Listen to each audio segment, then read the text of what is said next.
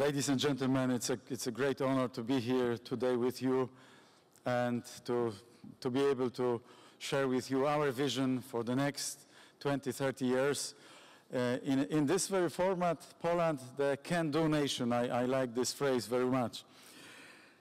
Last week, Poland was promoted by the FTSE Russell from the group of emerging markets to developed ones. A breakthrough decision, but not surprising. I want to tell you today how we have done it and what we are going to do to keep growing. The Polish journey towards development started in 1989. From the ashes of communism through the difficult reforms, joining EU and NATO. And finally, making the economy more balanced in order to address the citizens' needs. That is the Polish way so far. And we are most proud of the fact that Poland has become a member of the club as a truly social, competitive economy.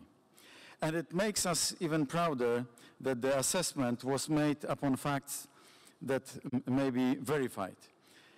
There are strict, tangible criteria. Market and regulatory environment is one of them. Derivatives or dealing landscape is another one. In other words, if our regulatory environment was indeed unstable, we would not be considered as a developed country. Between 1989 and 2004, GDP per capita in Poland grew by 135%, putting the country among the world's fastest developing countries. But social inclusiveness and innovation were lagging behind.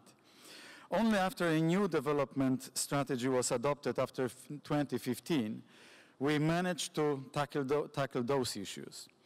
Poland is now building a model of democratic capitalism for the many, not the few. We have implemented one of the most extensive family policies in Europe, measured by level of expenditure.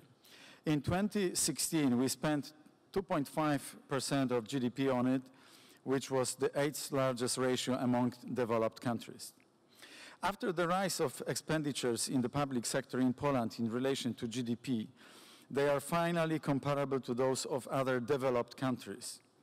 In 2017, they amounted to around 41% of the Polish GDP, which places Poland on the level of countries as the Netherlands or Germany. Germany is 44. The highest public expenditures in relation to GDP are to be found in France, it's 56%, Finland 54%, or Belgium 52%. In the US, I think it's around 40%. So we spent more, but contrary to some others, we focus on young people. While Europe is experiencing the lost decade of its youth, Poland is building an economic environment which combines low unemployment, innovative-oriented jobs, and a stable future for the young people. We have one of the most egalitarian education systems. About 41% of the people aged 20 to 24 are enrolled in an academic institution. And our policy is inspired, our fiscal policy is inspired more by Sherlock Holmes rather than Robin Hood. If something is at the heart of the new Polish way, it is the creation of an innovative and effective system of tax collection. Poland is closing the VAT gap as a global leader and reducing of the informal economy, shadow market. It is not just us boasting about it. There are extremely made measurements that also praise our success. But with improved tax collection, we have also thought of reducing fiscal burdens. Implementing an ambitious welfare agenda can be combined with lowering taxes for small and medium enterprises and a public finance discipline. Poland is proving that this all is possible. It requires will, commitment, and a change of philosophy towards taxation. We are a global laboratory of innovative tax policies, and the experiment is going quite well. In 2019, our country should overtake Portugal in terms of GDP per capita. We've overtaken Greece already, and will be on its way to overtake Italy in the next 5 to 10 years. That is a direct result of a shift that took place 3 years ago, and the moves that we made since current government took over in 2015. And with that, in fact, there is also plenty of room for foreign investment. Contrary to some claims, we are very enthusiastic about this. There are structural deficiencies of our national economy. Due to our communist past, we still have a dysfunctional ownership structure of our biggest firms, a structure which blocks the rise of an innovative economy.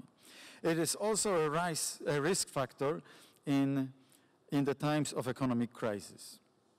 And in order to minimize such risk, a number of pro-innovative tax policies and an ambitious public support for venture capital was created. Modeled after Israeli YOSMA, we created the Polish Development Fund that finances various projects, but multi-million investment in the first place. Because we need to build big, the challenge for Poland remains to exit the average growth trap, given that in terms of export complexity, Poland is doing worse than other developed economies. Only approximately 5% of exports of Polish products are high-tech ones, so there is still much to be done. But at the same time, we want foreign investment as much as anyone else. In fact, all CEE countries have the highest positive balance of foreign direct investment. It means that they attract much more capital than they invest in other countries. Not a single other developed country but Portugal and New Zealand has such a positive share of foreign capital. Israel's balance, for instance, is 7.2 percentage points, while that of China is 12 percentage points. Poland has the difference amounting to almost 44 percentage points. Barry Eichengreen, a Berkeley economist and world-class expert in global finance, co-authored a piece, "Can Countries Rely on Foreign Savings for Investment and Economic Development?" He argues that over-reliance of foreign capital instead of domestic savings is a risky strategy for countries. Therefore, we changed the structure of our banking sector, making it more locally controlled in line with European law and economic rationality. I can say today that what we have done so far makes us proud, but even more excited about the years to come.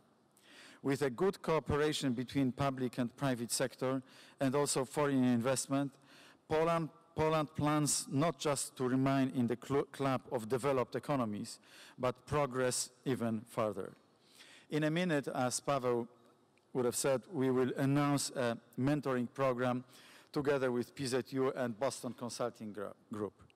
We want to grant young Americans an opportunity to see for themselves what Poland has become and to participate in developing it even more.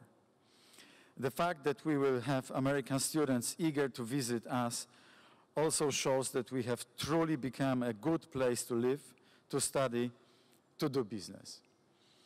3 decades ago, almost no one would believe what we have achieved as of today.